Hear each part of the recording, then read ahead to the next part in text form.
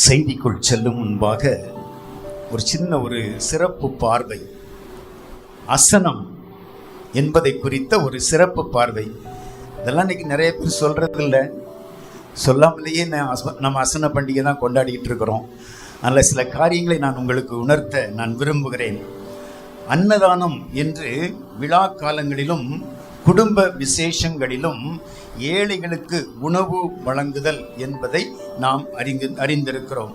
ஆனால் தமிழகத்தின் தென் மாவட்டங்களில் இந்த அசன விருந்து தோன்றியதற்கான பிரத்யேக வரலாற்று குறிப்புகளோ எதுவும் கிடைக்க பெறவில்லை. ஆனால் தொன்று தொட்டு சொல்லப்படுகிற ஒரு காரியம் என்னவென்றால் மக்களின் ஏழ்மை நிலை. இன்னைக்கு பார்த்தீங்கன்னா ஓரளவுக்கு நம்ம எல்லாருமே வசதியாக வாழ்ந்து கொண்டிருக்கிறோம். நல்ல 3 வேளையும் உணவு கிடைக்கக்கூடிய அளவுக்கு ஆண்டவர் நம்மை ஆசீர்வதித்திருக்கிறார். ஆனால் 200-250 ஆண்டுகளுக்கு முன்பாக பசி, பஞ்சம் இதன் மத்தியிலே மக்கள் வாழ்ந்த பொழுது அவர்களுக்கு உணவளிக்க வேண்டிய ஒரு அவசியம் ஏற்பட்டது. இரண்டாவது பார்த்தால் தொடர் காலரா நோயால் பாதிக்கப்பட்ட நிலை, பசி, பஞ்சம், வேலை செய்ய ஆட்கள் இல்லை, காலராவால் தொடர் மரணம். சமீபத்தில் வந்த கொரோனா இதை நமக்கு வலியுறுத்துகிறது. ஆனால் அன்னைக்கு நாம் கலாச்சாரத்தில் மிகவும் அதையெல்லாம் நாம் சமாளித்து வந்து விட்டோம். ஆனால் அன்னைக்கு வழி இல்லை. ராபர்ட் கால்டுவெல் இடையங்குடி பகுதியிலே ஊழியம் செய்தவர். அவர் வந்திருந்த பொழுது காலரா நோயால் மக்கள் மாண்டு கொண்டிருந்த சூழ்நிலை. அந்த வேளையில்தான் அதை பார்க்க முடியாதவராய் எனக்கு உதவிக்கு ஆட்கள் வேண்டும் என்ற எண்ணத்தோடு இங்கிலாந்து தேசத்திற்கு கடந்து சென்று அங்கே இப்படி ஒரு சபையில் நின்று பிரசங்கிக்கிறார். பிரசங்கிக்கும் பொழுது எனக்கு ஆள் தேவை. இந்திய தேசத்திலே நான் வாழ்ந்து கொண்டிருக்கிற அந்த இடத்திலே மக்கள் காலராவால் மடிந்து கொண்டிருக்கிறார்கள், உதவி செய்ய ஆட்கள் இல்லை, யாராவது வருவீர்களா? ஒரு சேலஞ்ச். வேதாகமத்தை தூக்கி அவர் ஒரு அறைகூவலின் செய்தியை கொடுக்கிறார். யாரும் வரவில்லை. ஆனால் ஆராதனை முடிந்த பிறகு ஒரு வாலிபன் வந்தான். அந்த வாலிபன் வந்து அவரிடத்தில் மண்டியிட்டான். நான் வருகிறேன், நீ என்ன செய்கிறாய்? நான் மருத்துவ படிப்பை படித்து கொண்டிருக்கிறேன். எத்தனையாவது ஆண்டு படிக்கிறாய்? இன்னும் 1 ஆண்டு படிக்க வேண்டும். உடனே ராபர்ட் கால்டுவெல் சொல்லுகிறார், நீ இன்னொரு ஆண்டையும் முடித்துவிட்டு நீ என்னோடு வா என்றார். அந்த வாலிபன் சொன்னான், அதுவரையிலும் காலரா அங்கே பொறுத்திருக்காது, நான் உம்மோடு வருகிறேன் என்றான். அவர்தான் பின் நாட்களிலே கனோன் மர்காஷிஸ், ஆர்த்தர் மர்காஷிஸ் என்று அழைக்கப்பட்ட நாசரேத்தின் தந்தை என்று அழைக்கப்படுகிறவர். அவருடைய சரித்திரங்களை புரட்டி பார்த்த பொழுதுதான் இந்த அசன காரியங்கள் ராபர்ட் கால்டுவெல், மர்காஷிஸ் ஆயர் காலங்களிலே இவைகள் ஆங்காங்கே உருவெடுக்க ஆரம்பித்திருக்கிறதை நாம் அறிய முடிகிறது. ஆனால் சரியான பதிவுகள் நமக்கு இங்கே தரப்படவில்லை. மூன்றாவதாக சமத்துவத்தை உணர்த்துகின்ற நிகழ்வு. இந்த அசனம் என்பது நமக்கு சமத்துவத்தை உணர்த்துகிறது.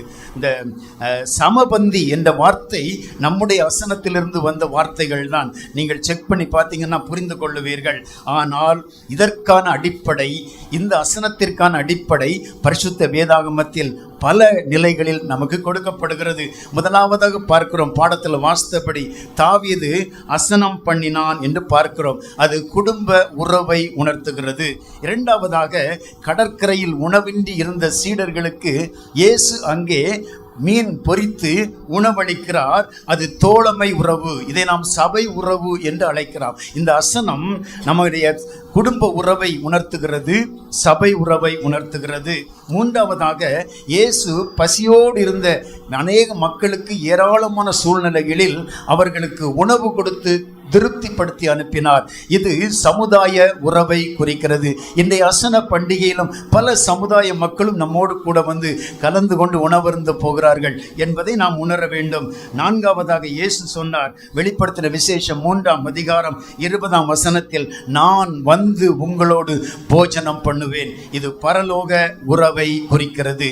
இப்படிப்பட்ட உறவுகளை நமக்கு வளர்த்து கொடுப்பதுதான் அசனம் என்பதை நாம் மறந்து போகக்கூடாது.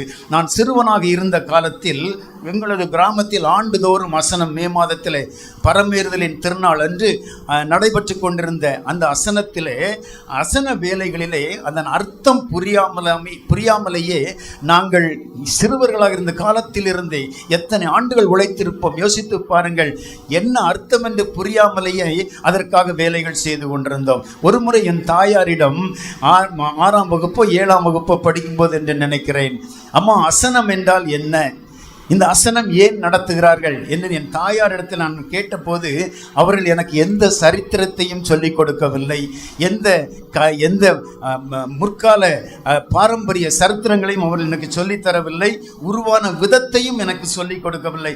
ஆனால் அவர்கள் சொன்ன ஒரே ஒரு சின்ன விளக்கம் இன்றும் என் மனதில் எதிரொலித்து கொண்டே இருக்கிறது.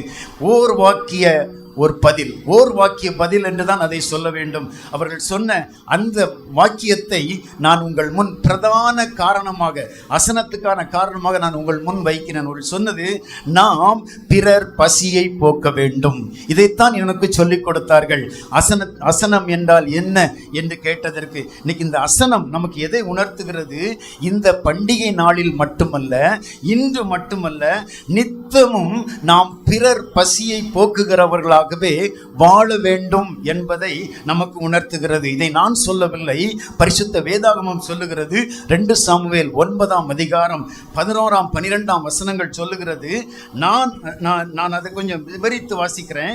புறக்கணிக்கப்பட்டு கிடந்த மேவிபோசேத் தன் தகப்பன் யோனத்தானின் நிமித்தமாக ராஜகுமாரரில் ஒருவனைப் போல, நல்ல முக்கியமான ஒரு காரியம் அது, அந்த இடத்துல சொல்லப்படுகிற காரியம், ராஜகுமாரனை போல ராஜ பந்தியிலே ராஜ உணவுடன் அவன் நித்தமும் அசனம் பண்ணுவான் என்று தாவீது ராஜா சொல்லுகிறார்.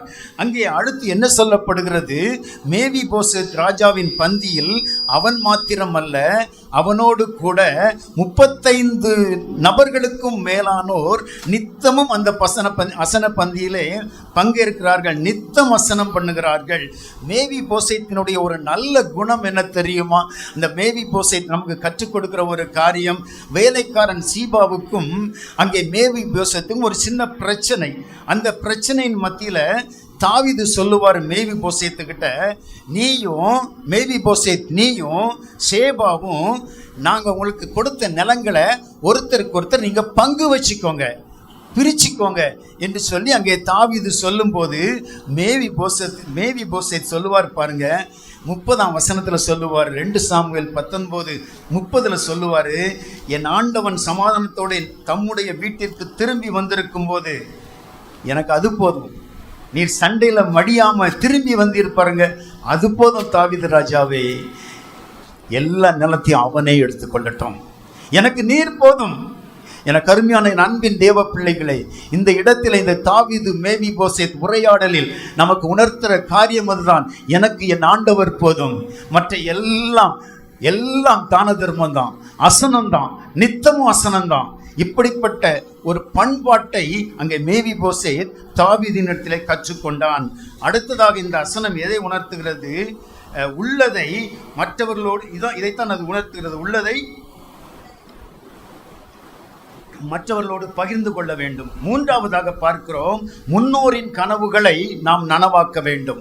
முன்னோரின் கனவுகளை நனவாக்க வேண்டும். அன்னைக்கு யூதாஸ் காரியோத்து மரித்தான். இப்போ 11 அப்போஸ்தலர்கள் இருக்காங்க. அந்த 11 அப்போஸ்தலர்களும் இது போதும், இந்த 11 அப்போஸ்தலர்களை வச்சு நாம் எல்லா காரியத்தையும் செய்திடலாம், இன்னொரு ஆள் எதுக்கு அப்படின்னு அவங்க நினைக்கல. ஆனால் அவர்கள் இன்னொருவரை அங்கே நியமித்து, மத்தியாவை நியமித்து அந்த 12 பேர் குழுவை நிறைவாக்கினார்கள். இதன் பொருள் என்னவென்றால், முன்னோர் வகுத்து வைத்த நியதிகளை, நம் முன்னோர் நமக்கு கொடுத்து வைத்திருக்கிற பாரம்பரிய நியதிகளை நாம் கிரமமாக கடைபிடிக்க வேண்டும். 15 ஆண்டுகளுக்கு முன் நடந்த ஒரு சம்பவம் ஞாபகத்திற்கு வந்தது. நம்முடைய கோவை பட்டணத்தில் உள்ள ஒரு பிரதான ஆலயம், இதே போல நல்ல பெரிய அசனம் நடத்தக்கூடிய ஒரு ஆலயம்தான். அந்த ஆலயத்திற்கு ஆயராக வந்த ஆயர் அந்த நாட்களிலே கமிட்டியில் என்ன சொல்லிட்டாரு? அசனம் தேவையில்லை, அசனம் அவசியமா என்று பேசிவிட்டு அசனத்தை குறித்து சற்று ஏளனமாக குறை சொல்லிவிட்டார். உடனே அங்கிருந்த மூப்பர்கள், அங்கிருந்த நிர்வாகிகளில் சிலர் என்னை தொடர்பு கொண்டார்கள். அண்ணே, இந்த மாதிரி நடக்குதுண்ணே, நாங்கள் என்ன பண்ணுறதுண்ணே, ஒன்றும் புரியல அண்ணே. அவங்ககிட்டையும் பேசினேன். கடைசியில் இந்த விவகாரம் பெருசாகுதுன்னொன்னே அந்த ஆயர் எங்களுக்கு குடும்ப நண்பர், நல்ல அருமையான, அவங்க அம்மா, அவங்களுடைய மதர் காலத்திலிருந்து எங்களுக்கு அவர்கள் பழக்கம். ஆகையால் அந்த ஆயர் இது விவகாரம் பெருசாகுது, இந்த அண்ணன்ட்ட சொன்னாலும் சொல்லி போடுவாங்க போல் இருக்குன்னு நினைச்சாரோ என்னமோ தெரியாது, என்னை அவர் தொலைபேசியில் கூப்பிட்டாரு. அவரிடமிருந்தே எல்லா கருத்துக்களையும் தொலைபேசியில் வாங்கிட்டு 40 நிமிடம் அவரோடு கூட பேசினேன். ஆனால் அவர் ஏற்றுக்கொள்ளவில்லை. ஆனால் ஒன்றை மாத்திரம் நான் அவரிடம் கண்டேன், பாரம்பரிய நிகழ்வுகளை அவர் எதிர்க்கிறார். அது அவருடைய எண்ணம், நான் அதற்காக அவரை குறை கூறவும் இல்லை. ஆனால் பாரம்பரியம் என்பது என்ன என்பதை இன்றைய திருச்சபையும் திருச்சபை தலைவர்களும் புரிந்து கொள்ளாததுனாலேயே நாம் அநேக வேளைகளிலே தடுமாற்றம் அடைகிறோம். பாரம்பரியம் இன்னைக்கு மற்ற சபைக்காரங்க நம்மளை கேலி பண்ணுவாங்க, அதெல்லாம் பாரம்பரிய சபைங்க, it is traditional. What is the meaning of traditional? இதை நாம் புரிந்து கொள்ள வேண்டும். பாரம்பரியம் என்பது நம்முடைய முன்னோர்கள் நமக்கு வகுத்து வைத்த நியதி. இந்த நியதி ஒருவேளை இன்றைய காலகட்டத்திற்கு அது ஒவ்வாமல் இருக்குமானால் அதை நாம் மாற்றி அமைக்கலாமே ஒழிய அந்த பாரம்பரியத்தை வேறறுக்க கூடாது. அப்படி வேறறுக்கும் போதுதான் அநேக சூழ்நிலைகளில் நாம் கலாச்சார சீர்குலைவுகளை சந்தித்துக் கொண்டிருக்கிறோம். தாவீது ராஜா வழங்கிய அந்த வசனம் 3 காரியங்களை நமக்கு உணர்த்துகிறது.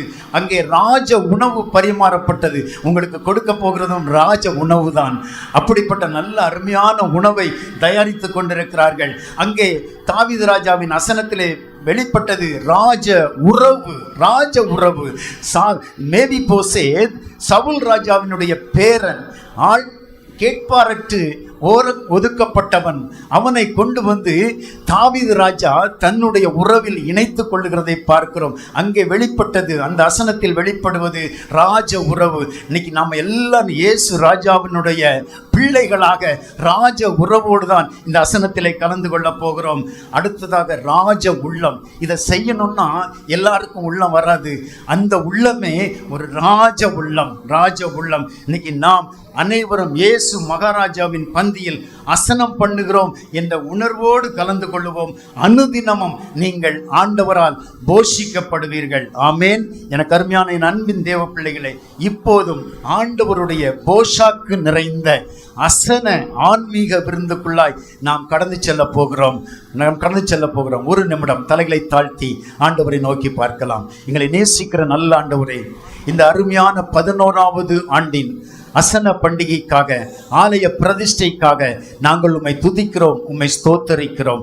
தகப்பனே, அனைத்து மக்களும் ஒன்று கூடி ஒன்றிணைந்து செய்கிறதான இந்த பிரதான பணியிலே உம்முடைய கரம் ஒவ்வொருவரோடும் கூட இருக்கட்டும்.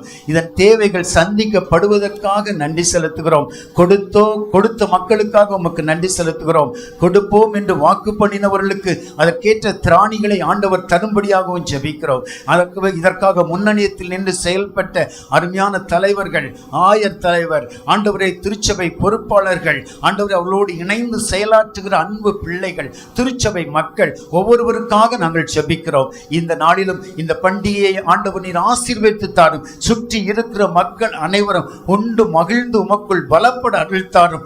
நாங்கள் உம்முடைய வார்த்தைகளின்படியே அனுதினமும் அனைவருக்கும் வசனம் பண்ணுகிறவர்களாய் இந்த உலகத்தில் வாழ நீர் கிருபை செய்ய வேண்டுமாய் ஜெபிக்கிறோம். இப்பொழுதும் தகப்பனே, உம்முடைய ஆவிக்குரிய மன்னாவுக்காக, ஆவிக்குரிய போஷாக்கு நிறைந்த மன்னாவுக்காக நாங்கள் செவி மடுக்கிறோம். எங்கள் கண்மலையும் மீட்பெருமாகிய கர்த்தாவே, என் வாயின் வார்த்தைகளும் கூடியிருக்கிற நம்முடைய பிள்ளைகள் ஒவ்வொருவருடைய இதயத்தின் தியானங்களும் உம்முடைய மகா பரிசுத்த சமூகத்தில் உமக்கு பிரியமுள்ளதாய் இருப்பதாக. ஆமேன், ஆமேன். அமருவோம். இந்த நாளிலும் நான் உங்களோடு கூட இந்த அருமையான பண்டிகை நாளில் ஆலய பிரதிஷ்டை பண்டிகை கம் அசன விருந்து, இதுதான் இன்றைய நிகழ்வு. இதற்காக நான் எடுத்துக்கொண்டிருக்கிற ஒரு தலைப்பு என்னவென்றால், தேவாலயத்தை கிறிஸ்துவினுடைய வீடாக்குவோம். தேவாலயத்தை கிறிஸ்துவினுடைய வீடாக்குவோம். Reconstruct your church as the dwelling place of Christ. இதுதான் இன்றைய தலைப்பு. எடுத்தவர்கள் யாராவது வாசியுங்கள். எபிரேயருக்கு எழுதின நிருபம் 3ஆம் அதிகாரம் 6ஆம் வசனம் வாசியுங்கள். கிறிஸ்துவோ அவருடைய வீட்டிற்கு மேற்பட்டவரான குமாரனாக உண்மையுள்ளவராக இருக்கிறார். நம்பிக்கையிலே உண்டாகும் தைரியத்தையும் மேன்மை பாராட்டலையும் முடிவு பரிந்தும் உறுதியாய் பற்றி கொண்டிருப்போமாகில் நாமே அவருடைய வீடாய் இருப்போம். நல்ல கவனிங்க, கிறிஸ்துவினுடைய வீடாக நாம் மாற வேண்டும். இந்த தேவாலயம் 11வது ஆண்டுக்குள் நீங்கள் வந்து விட்டீர்கள். 10 ஆண்டுகள் 10 பர்த்டே கொண்டாடி இருக்கீங்க. இன்னைக்கு 11வது பர்த்டேயும் 1ஆம் தேதி கொண்டாடினீங்க. அந்த பர்த்டே விருந்தை தான் நாம் இன்னைக்கு அனுபவிக்க போகிறோம். ஆனால் நமக்குள் ஒரு கேள்வி எழ வேண்டும். என்னுடைய தேவாலயம் கிறிஸ்துவினுடைய வீடாயிருக்கிறதா? சிந்திக்க வேண்டும். பல ஆண்டுகளுக்கு முன் நானும் என் மனைவியும் காரில் போய்கிட்டு இருக்கிறோம். திருநெல்வேலியை நோக்கி போய்கிட்டு இருக்கும் போது கங்கை கொண்டான்கிற இடத்தை தாண்டிட்டோம். தாண்டி போகும்போது திடீர்னு ஒரு ஆலயத்தினுடைய டவர் இடது பக்கத்தில் தெரிஞ்ச உடனே என் மனைவி சொன்னால், அங்கே பாருங்கள் ஒரு சர்ச் இருக்குது அப்படின்னா.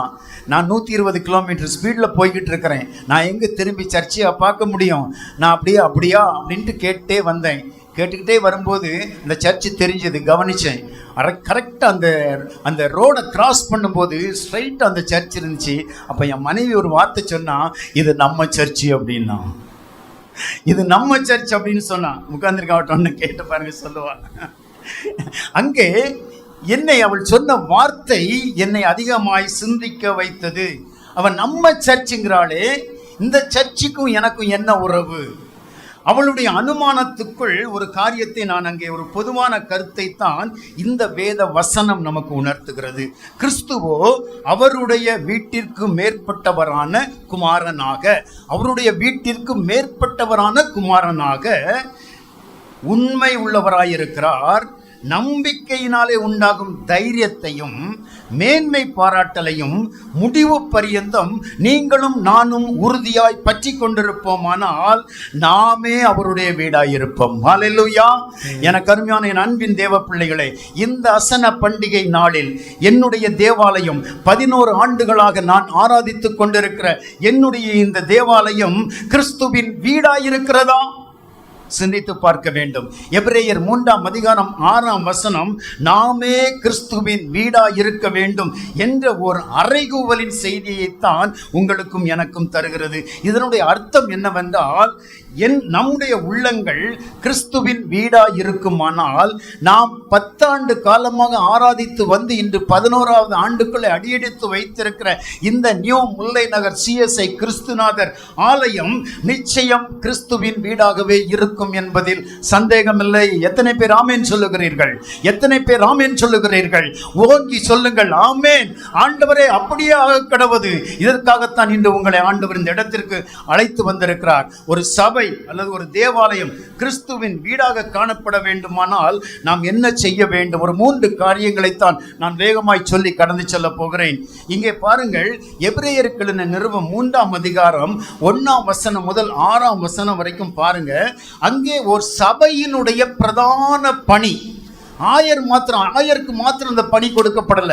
சபை விசுவாசிகளாக சபையின் கிறிஸ்து விசுவாசிகளாகிய உங்கள் அனைவருக்கும் அந்த பணி கொடுக்கப்பட்டிருக்கிறது. அது என்ன பணி? முதலாவது வசனம் சொல்லுகிறது, அங்கத்தினர் அனைவரும், இந்த திருச்சபையில் அங்கம் வைக்கிற அனைவரும் பரம அழைப்புக்கு பங்குள்ளவர்களாக வேண்டும். பரம அழைப்புக்கு பங்குள்ளவர்களாக வேண்டும். இயேசு பரத்துக்கு ஏறும்போது என்ன கட்டளை கொடுத்தாருன்னு சொன்ன உடனே நாம எல்லாருமே பிரதானமா சொல்ற கட்டளை என்னன்னா, நீங்கள் புறப்பட்டு போய் சகல சிருஷ்டிக்கும் சுவிசேஷத்தை பிரசங்கித்து ஞானஸ்நானம் கொடுத்து அவங்களுக்கு ஒரு சபையில சேர்த்துக்குங்க. இதுதான் அவர் கொடுத்த கட்டளை என்போம். இதைத்தான் எல்லாரும் பிரதானமா சொல்லிக்கிட்டு இருக்கோம். ஆனா அவர் இன்னொரு கட்டளை கொடுத்தாருங்க. அந்த கட்டளையை நாம மறந்துடுச்சிங்க. எங்க ஊர் கோயில் பரமேறுதலின் ஆலயம்தான். இந்த பரத்துக்கு ஏறின திருநாள் அன்னைக்கு பிரசங்கங்கள் நடக்கும். நானும் 60 வருஷத்துக்கு மேலே அங்கே இந்த ஆலயத்தில் பிரசங்கத்தை கேட்டுட்டேன். அந்த பிரசங்கத்தை, அந்த வசனத்தை இதுவரைக்கும் யாருமே எடுத்து பேசலை. ஒரு மறைக்கப்பட்ட ஒரு வார்த்தை வேதாகமத்தில் இருக்கிறது. இயேசு பரத்துக்கு ஏறும் முன்பாக ஒரு காரியத்தை சொல்லிட்டு தான் அவர் பரத்துக்கு ஏறி போனார். லூக்கா எழுதின சுவிசேஷம் 24ஆம் அதிகாரம் 47ஆம் வசனம் அவர் கடைசியா சொன்னது அதுதான். அந்த வார்த்தையை சொல்லிட்டு தான் அவர் பரத்துக்கு போறாரு. அதுல என்ன வார்த்தை சொல்லுறாரு?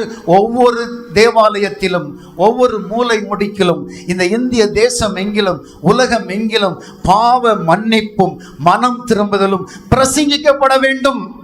சொல்லியிருக்காரா சொல்லலையா? கொஞ்சம் தலையாவது ஆட்டுங்களேன். நான் உண்மை சொல்ற மாதிரி இருக்கும்ல, சொல்லித்தா இல்லையா? வாசிக்கட்டுமா அந்த வார்த்தைய? அன்றியும் மனம் திரும்புதலும் பாவ மன்னிப்பும் எருசலேம் தொடங்கி சகல தேசத்தாரும், கோவை நகரம் உட்பட சகல தேசத்தாருக்கும் அவருடைய நாமத்தினால என்ன செய்யப்பட வேண்டும்? பிரசங்கிக்கப்பட வேண்டும். டாக்டர் பில்லி கிரஹாம் உலகம் முழுவதும் புகழ் பெற்றவர். அவர் பில்லி கிரஹாமுடைய மீட்டிங் பாளையங்கோட்டையில் நடக்கும்போது எங்கள் அம்மா என்னை 6 மாச குழந்தையா வயிற்றுல சுமந்துட்டு போய் மீட்டிங் கேட்டேம்பாங்க. அவர் அப்படி உலகம் முழுவதும் பெயர் பெற்றதுக்கு காரணம் என்ன தெரியுமா? பில்லி கிரஹாமுடைய பிரசங்கத்துல பாவ மன்னிப்பும் மனம் திரும்புதலும் உள்ளே இருக்கும். அது இல்லாத அவருடைய பிரசங்கமே கிடையாது. ஆனால் இன்னைக்கு திருச்சபைகளில் எடுத்துக்கொள்ளுங்க, வெளியே ஸ்டேஜ் போட்டு கூட்டம் கூட்டமா லட்சம் லட்சமா மக்களை கூப்பிட்டு வச்சு பிரசங்கம் பண்றாங்களே, பாவ மன்னிப்பையும் மனம் திரும்புதலையும் குறித்து நாம் பிரசங்கிக்கிறோமா? அது இருந்தா தான் உங்க சபையில உங்களோட ஆராதிக்கிற அனைவரும் பரம அழைப்புக்கு பங்காளிகள் ஆவார்கள். ஆமேன். எத்தனை பேர் என்னோட ஆமேன் சொல்லுகிறீர்கள்? அப்போதுதான் பரம அழைப்புக்கு பங்காளி ஆவார்கள். அப்படி நீங்கள் பங்காளிகள் ஆனால் தான் சகல ஜனத்திற்கும் நீங்கள் சுவிசேஷத்தை பிரசங்கித்து அவர்களுக்கு ஞானஸ்நானம் கொடுத்து அவர்களை உங்கள் சபையில் சேர்க்க முடியும். புரிந்து கொள்ள வேண்டும். அதைத்தான் எபிரேயர்களின் நிருபம் 3ஆம் அதிகாரம் 1ஆம் வசனம் சொல்லுகிறது. இப்படி இருக்க பரம அழைப்புக்கு பங்குள்ளவர்களாகிய பரிசுத்த சகோதர சகோதரிகளை நாம் அறிக்கை பண்ணுகிற அப்போஸ்தலரும் பிரதான ஆசாரியருமாயிருக்கிற கிறிஸ்து இயேசுவை என்ன செய்யுங்கள்? இன்னைக்கு கோயிலுக்கு வந்தா நாம எதை கவனிச்சு பார்க்கிறோம்? யாரை கவனிச்சு பார்க்கிறோம்? சிந்திச்சு பார்க்கணும். இன்னைக்கு இந்த 6 வசனத்துக்குள்ள ஒரே ஒரு காரியம் திரும்ப திரும்ப வந்துகிட்டே இருக்கு. என்ன காரியம் சொல்லுங்க பார்க்கலாம். 7 தடவை வரும். 6 வசனத்துக்குள்ள 7 தடவை வரும். என்ன காரியம்? இதெல்லாம் நாங்கள் எதுக்குங்க கேட்க போறோம்? ஏதோ பாடம் வாசனங்க உட்கார்ந்துக்கிட்டு இருக்கிறோம். சும்மா போட்டு எங்களை ரொம்ப டார்ச்சர் பண்ணாதீங்கன்னு சொல்லிடாதீங்க. சரிதானா? கவனிக்கணும். அதுக்குள்ள என்ன வருது? 7 தடவை என்ன வருது? வீடுன்னு வரும். வீடுங்கிற வார்த்தை 7 தடவை வருது அந்த 6 வசனத்துக்குள்ள. இதுக்குள்ள ஒரு மிகப்பெரிய அர்த்தம் உள்ள இருக்கிறது. சபை என்பது என் வீடு. சபை என்பது என் வீடு. அதைத்தான் ஐயா அன்னைக்கு 1ஆம் தேதி பிரசங்கிக்கும் போது சொன்னாங்க. உங்களுக்கு 2 குழந்தை இருந்தா அந்த கோயில் எத்தனாவது குழந்தை? உங்களுக்கு 3ஆவது குழந்தை. சரிதானா? 3 குழந்தை இருந்தா அது எத்தனாவது குழந்தை? குழந்தை மாதிரி வளர்த்தீங்கன்னா அது பெரிய அளவில் உயர்ந்துருங்க. அல்லேலூயா. எவ்வளவு அற்புதமான காரியங்கள். என் மகன்கிட்ட ஒரு நாள் கேட்டேன், தம்பி இந்த சர்ச்சில் சில இடத்துல சி சின்ன லெட்டர் இருக்கு, சில இடத்துல பெரிய லெட்டர் இருக்கு. எனக்கு புரியல. அதை சில நேரங்களில் பைபிளில் படிக்கும்போது, இங்கிலீஷ் பைபிளில் படிக்கும்போது அது எனக்கு புரிஞ்சிக்க முடியல. அப்போ தான் அவன் சொன்னான், அப்பா சின்ன சி போட்டால் அது சர்ச் பில்டிங், சின்ன சி போட்டால் அது சர்ச் பில்டிங், பெரிய சி போட்டால் அது சபை, காங்கிரிகேஷன். ரொம்ப அற்புதமாக இருந்துச்சு. உண்மைதான். அது நாம் சின்ன சீயாக இருக்கிறோமா பெரிய சீயாக இருக்கிறோமா சிந்திச்சு பார்க்கணும். சரிதானா? இன்றைய சிந்தனை வேகமாய் சொல்லி முடிக்க வேண்டும். இன்னொரு 10 நிமிஷத்தில் இந்த செய்தி முடிஞ்சிடும். சரிதானா? கொஞ்சம் பொறுமையாய் காத்திருங்கள். நம்முடைய தேவாலயம் இயேசுவின் வீடாக வேண்டுமானால் நாம் எப்படிப்பட்ட நிலையில் ஆண்டவரை ஆராதிக்க வேண்டும்? போன வாரம் காலப்பட்டியில் போய் ப்ரைஸ் அண்ட் வர்ஷிப் ஒரு கீபோர்டிஸ்ட் என் கூட வந்தார். நாங்கள் நல்ல பாட்டெலாம் பாடி அருமையாக ஆராதித்து வந்தோம். செவ்வாய்க்கிழமை அவங்களுடைய செயலர் அளவில் செயல்படுகிற ஒரு மனிதர் குடும்பமாக கோவையில் சந்திக்கும் போது அவர் சொன்னார், பிரதர் ஞாயிற்றுக்கிழமை ஆராதனை ரொம்ப நல்லா இருந்துச்சு பிரதர், நாங்கள் மறக்கவே முடியாது பிரதர், ரொம்ப நல்லா இருந்துச்சு, செய்தி எல்லாமே நல்லா இருந்துச்சு பிரதர். இது எதை உணர்த்துது அப்படின்னா, நாம் எப்படி ஆண்டவரை ஆராதிக்கிறோம் என்பதில் நீங்களும் நானும் தெளிவடைய வேண்டும். ஆராதனை முடிந்து நம்ம வெளியே போகும்போது மனதுக்குள்ள ஒரு மகிழ்ச்சி, மனதுக்குள்ள ஒரு நிம்மதி உண்டாகணும். இதைத்தான் நாம் இன்னைக்கு பார்க்குறோம். அப்போ நீங்களும் நானும், நான் ஆராதிக்கிற என்னுடைய ஆலயமும் கிறிஸ்துவின் வீடா இருக்க வேண்டுமானால் நான் அந்த ஆண்டவரை எப்படி ஆராதிக்க வேண்டும்? முதல் பாயிண்ட், உண்மை. உண்மை. நீங்களும் நானும் கடவுளுக்கு உண்மையுள்ளவர்களாய் அவரை ஆலயத்தில் ஆராதிக்க வேண்டும். எபிரேயர் 3ஆம் அதிகாரம் 6ஆம் வசனத்தினுடைய முதல் பகுதி என்ன சொல்லுகிறது பாருங்கள். கிறிஸ்துவோ அவருடைய வீட்டிற்கு மேற்பட்டவரான குமாரனாக இந்த ஆலயத்திற்கு அழகாக ஆண்டவர் உங்களுக்கு கட்டி கொடுத்திருக்கிறார். எத்தனை பேர் இதில் தங்களை அர்ப்பணித்து இந்த ஆலயத்தை எழுப்பி இருப்பார்கள். இடம் வாங்கின காலத்திலிருந்து இதை கட்டி எழுப்பும் வரை எத்தனை பேர் தங்களை முழுமையாய் அர்ப்பணித்து தங்களுடைய வேலை வெட்டி எல்லாத்தையும் போட்டுட்டு இதற்கென்று எத்தனை ஓட்டம் ஓடி இருக்கிறார்கள். அவர்களை நினைத்து பார்க்கிறீர்களா? ஆண்டவராகிய இயேசு கிறிஸ்து தம்முடைய வீடாக மாற வேண்டும் என்பதற்காக என்ன சொல்லுகிறது? கிறிஸ்துவோ அவருடைய வீட்டிற்கு மேற்பட்டவரான குமாரனாக. அதைத்தான் அன்னைக்கு ஐயா சொல்லியிருப்பாங்கன்னு நினைக்கிறேன். இது உங்களுடைய குமாரன் மாதிரி. இந்த ஆலயம் உங்களுடைய இல்லத்திற்கு எல்லாருக்குமே இது ஒரு குமாரன் மாதிரி. அப்படித்தான் நீங்கள் வளர்க்க வேண்டும்.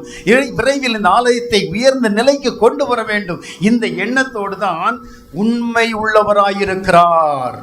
அந்த வசனம் அப்படித்தான் சொல்லுது, உண்மை உள்ளவராயிருக்கிறார். இன்னைக்கு உண்மை விசுவாசம் ரெண்டுக்குமே ஃபெய்த்னு ஒரே ஒரு வார்த்தையை சொல்லிட்டு நம்ம உட்கார்ந்துக்கிட்டு இருக்கோம். நிறைய பேருக்கு இதனுடைய வித்தியாசம் தெரியறது இல்லை. இன்னைக்கு உண்மைக்கும் விசுவாசத்துக்கும் வித்தியாசம் உண்டு. கணவன் மனைவி உறவு என்று எடுத்துக்கொண்டால் அது உண்மையாயிருத்தல். ஒரு கட்சியினுடைய தலைவன் தொண்டன் என்று எடுத்துக்கொண்டால் விசுவாசமாயிருத்தல். எதுக்கு தலைவரை நீங்கள் அவருக்கு எம்எல்ஏ சீட்டு கொடுத்தீங்க? எங்களுக்கு கொடுத்துருக்காங்களா? அப்போ தான் தலைவர் சொல்லுவார், அவர் நம்மகிட்ட ரொம்ப விசுவாசமாக இருக்கார். இந்த வார்த்தை அங்கே தான் வரும். எபிரேயர் 3ஆம் அதிகாரம் 2ஆம் வசனத்திலையும் எண்ணாகமம் 12ஆம் அதிகாரம் 7ஆம் வசனத்தில் என்ன சொல்லப்படுகிறது? மோசே உண்மை உள்ளவனாய் இருந்தான். நேரம் போகிறப்படினால நான் ஷார்ட்டாக போகிறேன். சரிதானா? அன்னைக்கு சீகார் ஊரில் யாக்கோபுடைய கிணற்றருகே அந்த சமாரியா பெண்ணோடு கூட இயேசுவும் சமாரியா பெண்ணும் ஒரு உரையாடல், ஒரு என்கவுண்டர் நடக்குது. அங்கே யோவான் 4ஆம் அதிகாரம் 23ஆம் வசனம் 24ஆம் வசனத்திலே அங்கே இயேசு சொல்லுவாரு, உண்மையாய் தொழுது கொள்ளுகிறவர்கள். நல்லா கவனிங்க, உண்மையாய் தொழுது கொள்ளுகிறவர்கள். அப்போ அந்த உண்மையாய் தொழுது கொள்ளுகிறவர்கள் எப்படி தொழுது கொள்ளுகிறவர்கள்? அதாவது ஒரு கணவன் மனைவி ஒருவருக்கொருவர் எத்தனை உண்மையாய் இருக்க வேண்டுமோ அத்தனை உண்மையாய் தொழுது கொள்ளுகிறவர்கள். இதைத்தான் ஆண்டவராகிய இயேசு அங்கே வலியுறுத்துகிறதை நாம் பார்க்கிறோம். இயேசுவின் இந்த வார்த்தை எதை நமக்கு கற்றுக் கொடுக்கிறது? கர்த்தரை தங்கள் உள்ளங்களில் உண்மையாய் தொழுது கொள்ளுகிறவர்கள். நல்லா கவனிங்க, நல்லா. இன்னைக்கு ஆலயம் நிறைஞ்சிருக்கிறீங்க. மற்ற ஞாயிற்றுக்கிழமைகளெல்லாம் எப்படி இருப்பீங்கன்னு எனக்கு ஞாபகம் இல்லை. ஒரே ஒரு ஞாயிற்றுக்கிழமை தான் வந்திருந்தேன். மற்ற ஞாயிற்றுக்கிழமைலாம் எங்கே போவீங்கன்னு தெரியாது. சரிதானா? இங்கே ஆண்டவராய் இயேசு நமக்கு சொல்றது என்ன தெரியுமா? உண்மையாய் ஒரு கணவன் மனைவி உறவிலே காணப்படுகின்ற அதே உண்மையோடு என்னை தொழுது கொள்ளுகிறவர்கள் ஆலய ஆராதனைக்கு வராமைக்கு சாக்கு போக்கு சொல்ல மாட்டார்கள். ஆமே, கரெக்ட். நாங்கள்லாம் சின்ன பையன்லேருந்து வளர்க்கப்படும் போதே எங்கள் அம்மா எங்களை வளர்த்த விதம், எப்படினாலும் நீ ஞாயிற்றுக்கிழமை கோயிலுக்கு போயிடணும். அது சாவு வீடாக இருந்தாலும் சரி, கல்யாண வீடாக இருந்தாலும் சரி, சீர் வீடாக இருந்தாலும் சரி, உறவினர்கள் வந்தாலும் சரி, எந்த நிலைமையில நம்ம ஆலயத்துக்கு போகிறது நமக்கு தடப்படவே. நான் ஊர் ஃபுல்லாக டூர் போவேன். அலுவலகங்களில் பணியாற்றினேன், கோவையில் பணியாற்றினேன். எல்லாம் பப்ளிக் ரிலேஷன் ஒர்க்கை தான் என்கிட்ட கொடுப்பாங்க. எந்த ஊருக்கு போனாலும் ஞாயிற்றுக்கிழமை எப்படியாச்சும் ஒரு சர்ச்சில் போய் கலந்து கொள்ளுவேன். சொல்கிறேன், எதையும் ஏவப்படுறதுனால சொல்லிடுறேன். சார், நான் 2000ஆவது ஆண்டில் நான் பெங்களூர்லேருந்து ஷிமோகா அப்படிங்கிற இடத்துக்கு, அதுக்கு பேர் ஷிமோகாவுக்கு பஸ் ஏறுறேன் பஸ் ஸ்டாண்டில். அப்போ தான் தெரியுது எனக்கு நாளைக்கு சாம்பர் புதன்கிழமை. என் மனைவிக்கு ஃபோன் பண்ணேன், என்னம்மா நாளைக்கு சாம்பர் பொங்கலாம், நான் தான் கோயிலுக்கு போக முடியாது, நீயாச்சும் கோயிலுக்கு போகிற. அப்போ தான் அவள் சொன்னால், பையனுக்கு அம்மா போட்டிருக்கு, வீட்டில் படுத்துருக்கானே, 9ஆவது பிடிச்சிட்டு இருந்தான்னு நினைக்கிறேன். அப்போது எப்படி போகிறதுன்னு அப்போ வேண்டான்ட்டேன். நான் ஆண்டவர்கிட்ட கேட்கல, ஜெபம் பண்ணல, போக முடியலையேன்னு வருத்தமும் படல. ஆனால் ஒரு சின்ன ஒரு அழுத்தம் என்கிட்ட இருந்தது. ஷிமோகாவில் போய் 5 மணிக்கு இறங்கிட்டு குளித்து கிளம்பி 8 மணிக்கு அலுவலக பணிக்காக வெளியே வர்றதுக்கு ரிசப்ஷனுக்கு வந்தேன். அப்போ ரிசப்ஷனிஸ்ட்டை கேட்டேன், இங்கே பக்கத்தில் எங்கேயா சிஎஸ்ஐ சர்ச் இருக்கான்னு கேட்டேன். எனக்கு தெரியல. பக்கத்தில் ஒரு கலர் தோட்டம், ஆர்சி கலர் தோட்டம், அங்கே கேளுங்க சொல்லுவாங்க என்னாரு. அங்கேயும் கேட்க மனசில்லை. டெலிஃபோன் டைரக்டரி கொடுன்னேன். புரட்டினேன். CSI church of South India எதுவுமே இல்லை. ஆனால் கிறிஸ்டோபர் எஸ் இவ்வளோ பெரிய டைரக்டரி 2000வது வருஷத்தில், அன்றைக்கி நெட்லாம் கிடையாது, இவ்வளோ பெரிய டைரக்டரியில் புரட்டிக்கிட்டே வந்தேன். கிறிஸ்டோபர் எஸ் அப்படின்னு ஒரு பேர் இருந்துச்சு. இவர் கிறிஸ்டியன் தானே, இவருக்கு அடிப்போம் சொல்லி டயல் பண்ணி, sir I have come from Coimbatore, can I attend ash Wednesday service in CSI church today, can you guide me? கேட்டேன் ஒருத்தர். சார் நான் கோயம்புத்தூர்லேருந்து வந்திருக்கிறேன், ஒரு சிஎஸ்ஐ சர்ச் எங்கே இருக்குன்னு எனக்கு சொல்ல முடியுமா? நான் ஆஷ் வெட்னஸ்டே சர்வீஸ் அட்டன் பண்ணணுமே அப்படின்னு. உடனே அவர் என்ன சொன்னார் தெரியுமா? Sir I am the secretary of CSI saint Thomas church Shimoga. ஒரு அலையிலே சொல்லுங்களேன். கர்த்தர் நம்முடைய உள்ளத்தின் வாஞ்சையை அப்படியே தூக்கி பார்த்து கொண்டிருப்பார். போன சாயங்காலம் என்ன வரவேற்பு தெரியுமா? அந்த சபையில் கன்னட ஆராதனம் கலந்து கொண்டேன். எனக்கு அருமையான என் அன்பின் தேவ பிள்ளைகளே, உண்மை என்பது யதார்த்தமான வாழ்க்கை. உண்மை என்பது உள்ளதை உள்ளபடி பேசுகிற வாழ்க்கை. உண்மை என்பது உலகத்தோடு ஒத்து போகாத ஒரு வாழ்க்கை. அதனால தான் விவேகானந்தர் இயேசுவை ஆசிய கடவுளாக சித்தரித்த தெய்வ மனிதர் என்று தான் அவரை சொல்லுவேன் நான். அவர் சொன்னார், உண்மை உன்னை எங்கே இழுத்து சென்றாலும் அதை நீ பின்பற்றி செல் என்றார். பவுலடிகளாருடைய பயணமும் ஆராதனையும் உண்மை நிறைந்ததாய் இருந்தது. உண்மை என்பது நம் மனசாட்சிக்கு உள்ளடங்கியது, அது பொய் சொல்லாது. உண்மை என்பது நம்முடைய மனசாட்சிக்கு உள்ளடங்கியது. அதை மகாத்மா காந்தியடிகள் எப்படி விவரிக்கிறார் தெரியுமா? நீங்கள் எதை செய்தாலும் உங்கள் உள்ளத்துக்கும் உலகுக்கும் உண்மையாகவே நடந்து கொள்ளுங்கள். தேவாலயத்தில் உண்மையாயிருத்தல் என்பது கொடுக்கப்பட்ட பொறுப்பை நாம் கொடுத்த வாக்குறுதியையும் நிறைவேற்றுவதில் உண்மையாயிருப்பதைத்தான் இது உணர்த்துகிறது. எனக்கு அருமையான என் அன்பின் தேவ பிள்ளைகளே, நாம் எப்படி ஆண்டவரை ஆராதிக்கிறோம்? இரண்டாவதாக பார்க்கிறோம் நம்பிக்கையின் தைரியம். முதலாவது பார்த்தோம் உண்மை, இரண்டாவது பார்த்தோம் நம்பிக்கையின் தைரியம். தைரியத்தோடு, நம்பிக்கையினால் உண்டாகும் தைரியத்தோடு நாம் ஆண்டவரை ஆராதிக்க வேண்டும். எபிரேயர் 3ஆம் அதிகாரம் 6ஆம் வசனத்தினுடைய இடைப்பட்ட பகுதி சொல்லுகிறது, நம்பிக்கையினாலே உண்டாகும் தைரியத்தை முடிவு பரியந்தம் உறுதியாய் பற்றி கொண்டிருப்போமாகில் நாமே யாருடைய வீடாயிருப்போம்? கிறிஸ்துவினுடைய வீடாயிருப்போம். நம்பிக்கையினால் உண்டாகும் தைரியம் என்பதற்கான விளக்கம் எங்க இருக்கு தெரியுமா? எபிரேயர்கள் நிருபம் 11ஆம் அதிகாரம் தான். அந்த எபிரேயர்கள் நிருபம் 11ஆம் அதிகாரத்துக்கு அந்த 1ஆம் வசனம் தான் தலைப்பு.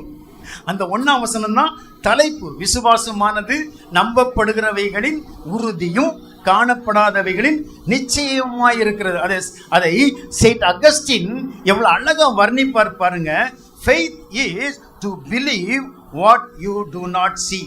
The reward, அந்த ஃபெய்த்துக்கு கிடைக்கிற பலன். ஃபெய்த் என்பது நாம காணாததை நாம நம்புறது.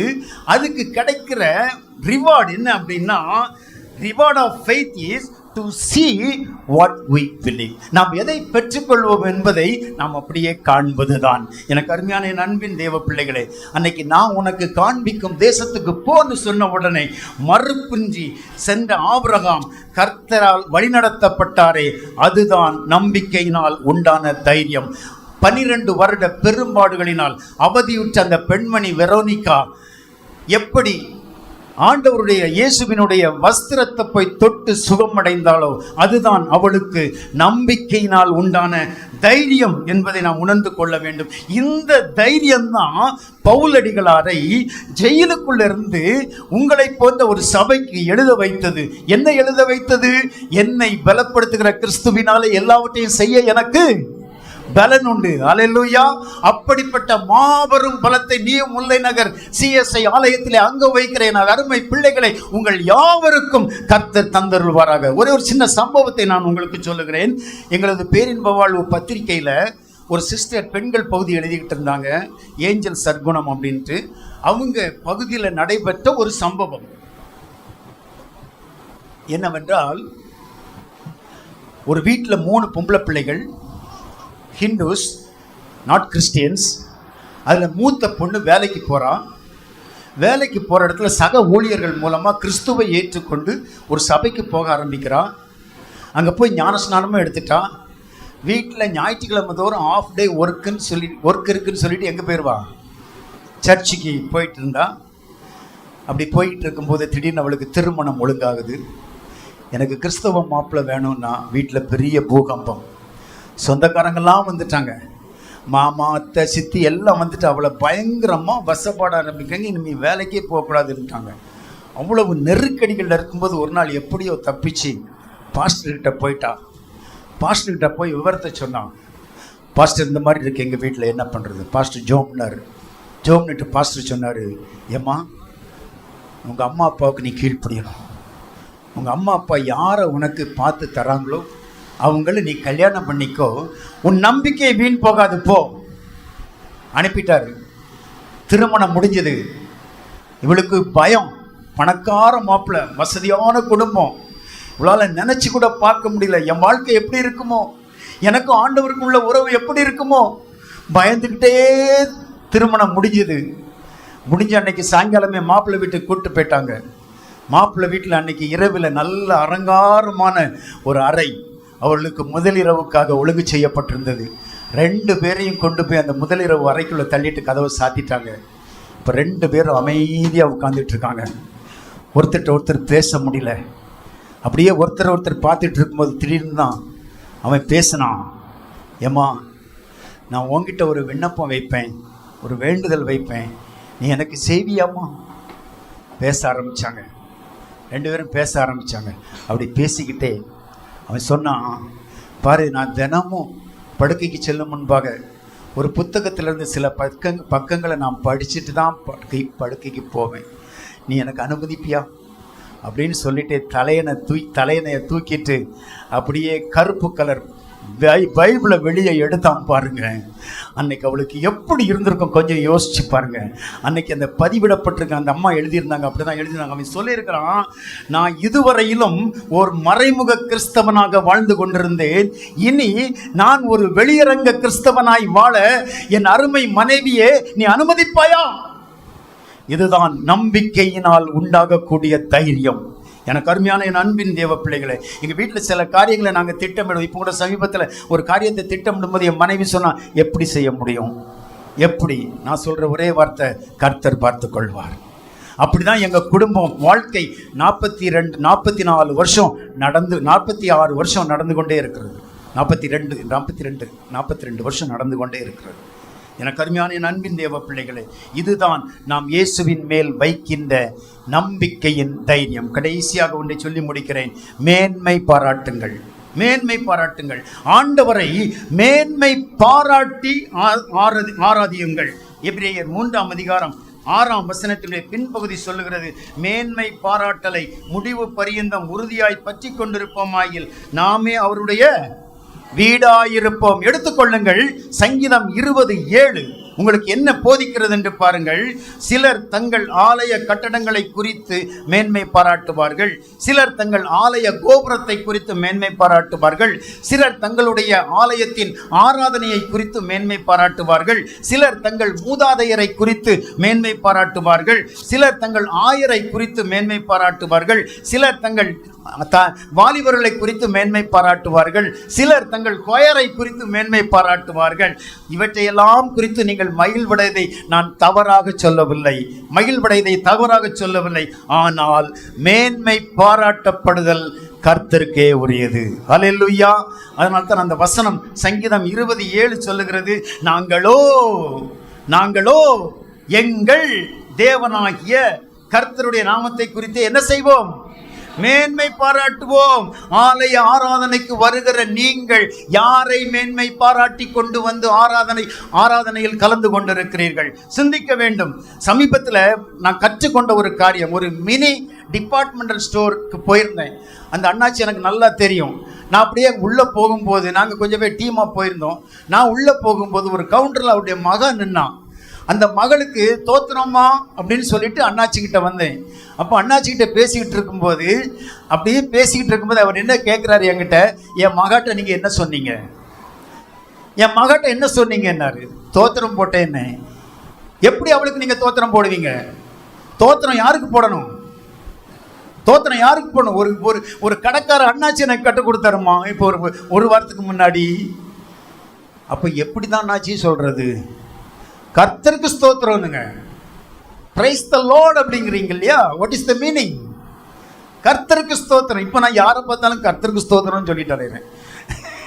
சார் ஆனால் அன்னைக்கு யூதா ஜனங்கள் பாடி துதி செய்ய ஆரம்பித்தும் போது அந்த பெராக்கா என்று அழைத்தார்கள். அந்த இடத்தை, வெற்றி பெற்ற இடத்தை பெராக்கா. பெராக்கானா கர்த்தருக்கு ஸ்தோத்திரம் செலுத்தினார்கள் என்றுதான் அங்கே சொல்லப்பட்டிருக்கிறது. தோத்திர பாத்திரனே தேவா. இப்போ இந்த தோத்திரத்தை கொண்டு மனுஷனுக்கு கொடுக்க முடியுமா? யாரும் தவறாக நினச்சிக்காதீங்க. நான் இந்த சந்தர்ப்பத்துக்காக நான் இதை சொல்கிறேன். சரிதானா?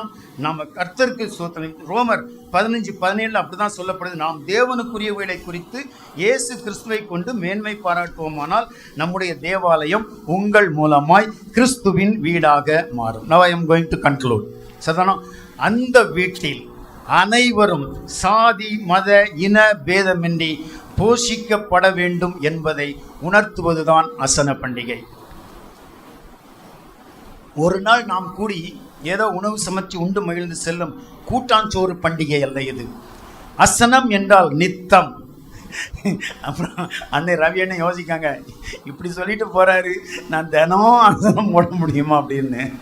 நம்முடைய தனிப்பட்ட வாழ்க்கையில தினந்தோறும் யாராச்சும் ஒருத்தரையாச்சும் நாம் போஷிக்கணும், யாராச்சும் ஒருத்தருக்காச்சும் கொடுக்கணும். எத்தனையோ இல்லாத எளிய மக்கள் இருக்கிறாங்க. அப்படிப்பட்ட உணர்வு நமக்குள் வர வேண்டும். நித்தமும் நாம் நடத்துவது அசன பண்டிகை. பிறர் பசியை போக்க நம்மை அர்ப்பணிக்க வேண்டும் என்பதை அசனம் உணர்த்துகிறது. உள்ளதை மற்றவர்களோடு பகிர்ந்து கொள்ள வேண்டும் என்பதை அசனம் உணர்த்துகிறது. நம்முடைய முன்னோரின் கனவுகள் நனவாக்கப்பட வேண்டும் என்பதை அசனம் உணர்த்துகிறது. எல்லாவற்றிற்கும் மேலாக அனைத்து மக்களின் ஆன்மீக பசியும் போக்கப்பட வேண்டும் என்பதற்கான அடையாளம் தான் இந்த அசன பண்டிகை. உலகில் மக்கள் எவ்வளவு ஆன்மீக பசியோடு வாழ்கிறார்கள் என்பதை ஒரே ஒரு சின்ன சம்பவத்தின் மூலமாய் சொல்லி நான் நிறைவு செய்கிறேன். கடந்த 2 ஆண்டுகளுக்கு முன்பாக ஆரணி என்ற பட்டணத்துக்கு 3 நாள் செய்திக்காக சென்றிருந்தேன். அங்கே 3ஆவது நாள் ஞாயிற்றுக்கிழமை ஹார்வெஸ்ட் ஃபெஸ்டிவல். அதுக்கு 2 நாள் முன்னாடி அங்கே அவங்களுக்கு நான் செய்தி கொடுக்கணும், கன்வென்ஷன். அங்கே போய் இறங்கின நேரத்துலேருந்து லாட்ஜில் என்னை கொண்டு போய் தங்க வச்சார். செக்ரட்டரி ஐயா, ட்ரெஷரர் எல்லாருமே வந்துட்டாங்க. தங்க வச்சவங்க அப்புறம் என்னைய எங்கேயுமே வெளியே நகர விடலை. காலையில் 6 மணிக்கு செக்ரட்டரி ஃப்ளாஸ்கில் காஃபியோடு வந்து நிற்பார், கதவை தட்டிக்கிட்டு. சாப்பாடு வந்துடும், எல்லாம் வந்துடும். காரில் கூட்டிகிட்டு போயிடுவாங்க, இல்லைன்னா ஆட்டோவில் கூட்டிகிட்டு போயிடுவாங்க ஆலயத்துக்கு. அங்கேருந்து ஒரு 1.5 கிலோமீட்டர் தான் ஆலயம். கூப்பிட்டு போவாங்க. என்னை எங்கேயும் போவிடலை. கடைசியில் ஞாயிற்றுக்கிழமை ஹார்வெஸ்ட் ஃபெஸ்டிவல் அன்னைக்கு முடிச்சுட்டு, ஐயா நீங்கள் ரூம்லேயே இருங்க, உங்களுக்கு சாப்பாடு கொடுங்க. பிரியாணி ரூம்க்கே வந்துருச்சு. 4:30 மணிக்கு எந்திரிச்சேன். இப்போவாச்சும் எங்கேயாவது வெளியே போய் நாமளே ஒரு காப்பி குடிச்சிட்டு வரலாம் அப்படின்னு எந்திரிச்சு நேரே bus stand, Arani bus stand பக்கத்தில் வந்து அங்கே ஒரு ஆரிய பவன் இருந்துச்சு. அந்த ஆரிய பவனில் போய் ஒரு வடையும் காப்பியும் சாப்பிட்டேன். சாப்பிட்டு இருந்த பெரியவர் எனக்கு பில் கொடுக்குறதுக்குள்ள நான் கவுண்டருக்கு வந்துட்டேன். அந்த கவுண்டரில் வந்து நிற்கவும் அங்கே ஒரு வாலிப பிள்ளை பார்ட் டைம் கேர்ளாக இருக்கும். அவன் நிற்கிறா, சார் பில் வேணும் சார் அப்படின்னா. அப்போ உடனே இன்னொரு பொண்ணை கூப்பிட்டு அந்த ஐயாட்ட போய் பில் வாங்கிட்டு வேணாம். ஆனால் ஒரு 1-1.5 நிமிஷம் இருக்கும். அதுக்குள்ள ஆவியானவர் என் கூட பேசுறாரு, என்னோட இடைப்படுறாரு. நீ அவ கூட பேசுங்கிறாரு. நான் ரிப்ளை பண்றேன், ஆண்டவர்ட்ட எதை பேச எதை குறித்து அவட்ட பேச. அப்படியே 2 பேரும் எனக்கும் ஆவியானவருக்கு ஒரு என்கவுண்டர் நடந்துகிட்டே இருக்கு. அந்த என்கவுண்டர் மத்தியில் நான் என் வாயை திறக்க ஆரம்பிக்கிறேன். ஆண்டவர் என் வாயை திறக்க வைக்கிறாரு பாருங்க. அவளை பார்த்து கேட்டேன், எம்மா உன் நெத்தியில சந்தன போட்டு கழுத்துல சிலுவை மேட்சாகலையே அப்படின்னேன். உடனே அவ என்னை பார்த்து சொன்னா, சார் நான் இந்து தான் சார். ஆனால் ஏசப்பாவை எனக்கு ரொம்ப பிடிக்கும். நீங்க சொல்லியிருக்கீங்களா அந்த வார்த்தையை? நீங்க எப்போவாச்சும் அந்த மாதிரி ஒரு வார்த்தையை சொல்லியிருக்கீங்களா? உலகம் ஆன்மீக பசியோடு இயேசுவை தேடிக்கொண்டிருக்கிறது. அந்த ஆன்மீக பசியை போக்குவதற்காகத்தான் இந்த சிறிய ஆலயத்திற்குள் உங்கள் அனைவரும் கொண்டு வந்து ஆண்டவர் சேர்த்திருக்கிறார். அதை உணர்த்துவதுதான் அசன பண்டிகை. தேவன் தாமே இந்த வார்த்தைகளை ஆசீர்வதிப்பார்.